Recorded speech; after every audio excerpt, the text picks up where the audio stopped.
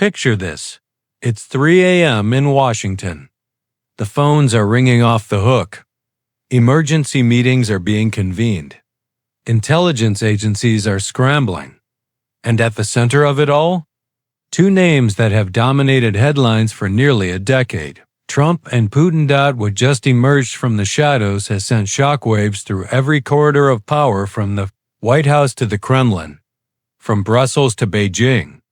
We're talking about communication that wasn't supposed to happen, conversations that weren't supposed to exist, and revelations that powerful people would rather you never discovered. Right now, as you're watching this, diplomatic cables are flying across continents. Foreign ministers are issuing carefully worded statements. And somewhere, in the background, the wheels of global power are spinning faster than ever before. But here's what nobody's talking about. This isn't just another political scandal that'll disappear from your feed in 48 hours. This is different. This has consequences that will ripple through international relations for years to come. And whether you realize it or not, it affects you directly, your security, your economy, your future. The mainstream media is giving you fragments, carefully selected soundbites, pre-approved narratives that fit neatly into their agenda. But what about the full picture? What about the context they're deliberately leaving out? What about the questions they're afraid to ask? In the next 10 minutes, I'm going to connect the dots they desperately hope you'll never connect. I'm going to show you the timeline they're trying to bury. And I'm going to reveal exactly why this Trump-Putin situation is unlike anything we've seen before. Because when you understand what's really happening behind closed doors, when you see the chess pieces moving on the global board, everything changes. Your entire perspective on international politics will shift. And you'll never look at headlines the same way again. So buckle up. What you're about to discover will leave you speechless. Before we dive into this explosive story, do me a quick favor: hit that subscribe button and turn on notifications. Trust me, you don't want to miss what's coming next. Every day, stories like this break, and I'm here to give you the real analysis without the corporate filter. Subscribe now, and let's get into it. So let's start with what actually happened, because the story you've been hearing, it's only half the picture. The viral news cycle exploded when reports surfaced about communication between Trump and Putin. Now, depending on which network you're watching or which website you're scrolling through, you've heard wildly different versions of this story. Some are calling it treasonous. Others are calling it brilliant diplomacy. And most people? They're just confused, trying to figure out what's real and what's spin. Here's what we know for certain. Since Trump's inauguration in January 2025, the geopolitical landscape has shifted dramatically. Russia's ongoing conflict with Ukraine remains the elephant in the room of international relations. NATO is more divided than it's been in decades, and Trump has made no secret of his desire to negotiate directly with Putin, something that makes traditional diplomatic channels extremely nervous. The latest development involves alleged direct communication between the two leaders, bypassing conventional diplomatic protocols. Now, whether this happened through phone calls, intermediaries, or digital channels is still being debated. But the fact that it happened? That's sending shockwaves through Washington. Let's talk about why this matters so much.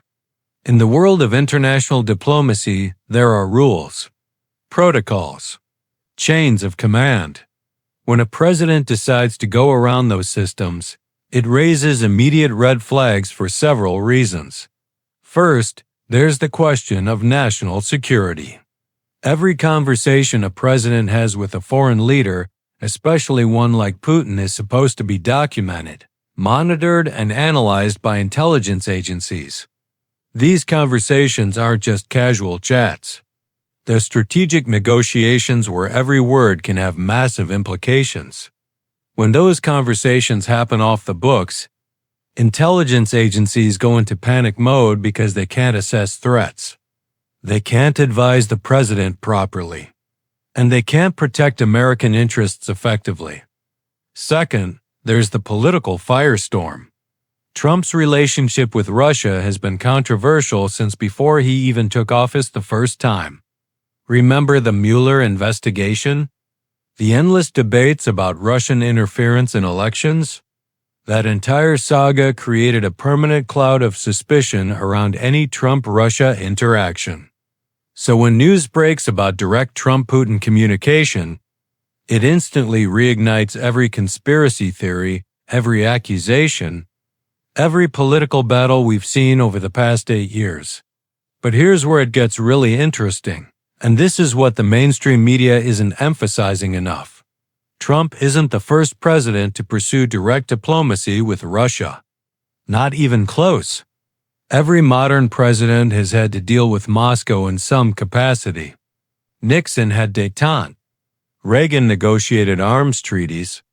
Even Obama tried the reset button. The difference? Those efforts went through proper channels with congressional oversight and diplomatic frameworks. What makes this situation unique is the combination of factors. Trump's personal history with Russia controversies, the ongoing Ukraine conflict, NATO tensions, and the fact that Putin is increasingly isolated on the world stage.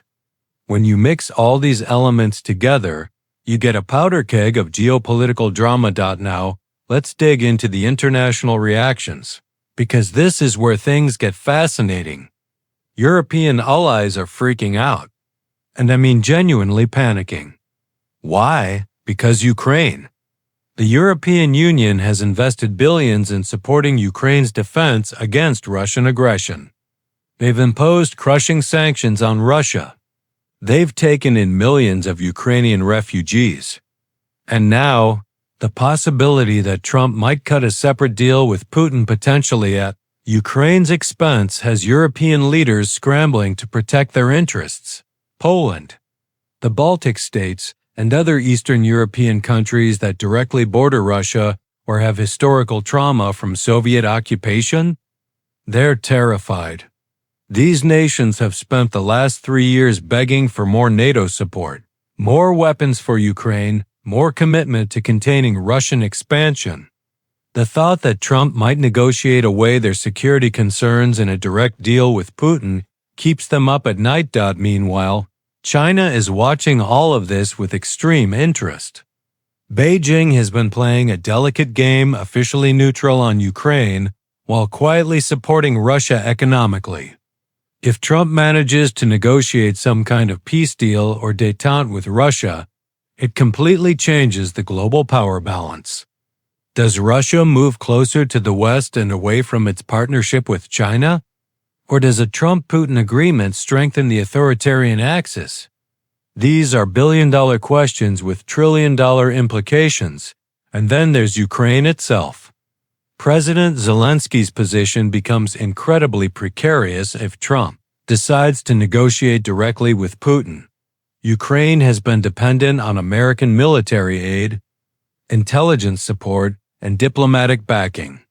If Trump cuts a deal without Ukrainian input or worse, a deal that requires Ukraine to make territorial concessions, it could be catastrophic for Kyiv. But let's flip the script for a moment, because there's another perspective that's worth considering even if you disagree with it. Some analysts argue that direct Trump-Putin dialogue could actually be beneficial. Here's their reasoning. The Ukraine conflict has been grinding on for 3 years. Hundreds of thousands are dead. Cities are destroyed. The global economy has been disrupted. Energy markets are unstable. And despite all the weapons, sanctions, and diplomatic pressure, there's no end in sight through conventional means. These analysts argue that only direct negotiation between the two most powerful players, Trump and Putin, can break the deadlock. They point to historical examples like Nixon going to China or Reagan negotiating with Gorbachev. Sometimes, unconventional diplomacy is necessary to achieve breakthrough results. Of course, Critics immediately counter that Nixon and Reagan had clear strategic frameworks, congressional support, and didn't conduct secret backroom deals. They also point out that Putin has proven himself to be an unreliable negotiating partner who breaks agreements whenever it serves his interests. So where does that leave us? Right now, we're in a state of maximum uncertainty. Reports are contradictory. Official statements are vague. And everyone with a political agenda is spinning the story to fit their narrative.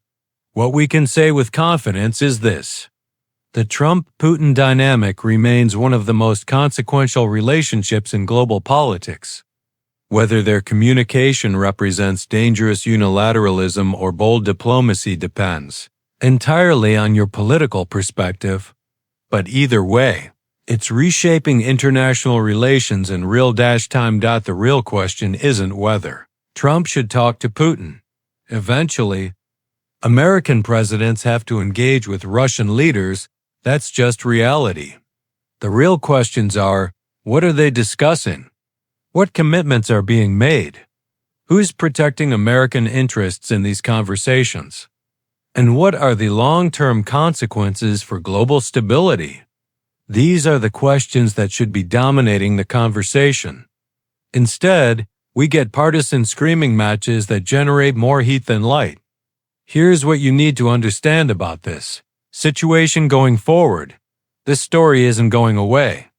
It's going to evolve, mutate, and generate new controversies for months, possibly years. Every leak, every diplomatic cable, every statement from foreign leaders will add new layers to the narrative. And here's the uncomfortable truth. We, the public, will probably never know the full story. We'll get fragments, leaks, selective disclosures, and competing narratives. But the complete picture of what's happening between Trump and Putin? That's classified information that won't be declassified for decades. So what should you do with all this information? First, stay skeptical. Don't accept any single narrative as absolute truth. Second, look for patterns. When multiple independent sources confirm the same facts, that's usually more reliable than any single bombshell claim. Third, consider motivations. Everyone reporting on this story has an agenda, political, financial, or ideological. Understanding those agendas helps you filter the noise from the signal. The Trump-Putin saga is ultimately a reminder of how complex international relations have become in the 21st century. We live in a world where global powers are interconnected, where conflicts have worldwide implications, where social media spreads information faster than anyone can verify it, and where the line between diplomacy and scandal is increasingly blurred. As this story continues to develop, one thing is certain: the relationship between Washington and Moscow will remain at the center of global affairs. And your understanding of that relationship, your ability to see through propaganda and political spin, will determine how well you can navigate the increasingly complicated world we're living in. So there you have it, the real story behind the viral Trump-Putin news that's breaking the internet. Not the sanitized version, not the partisan spin, but the complex, messy, consequential reality. What do you think? Is this dangerous unilateralism or necessary diplomacy? Drop your thoughts in the comments below. And remember, if you want to stay ahead of stories like this before they go viral, subscribe to the channel and hit that notification bell. Until next time, stay informed, stay skeptical, and never stop questioning the narratives you're fed.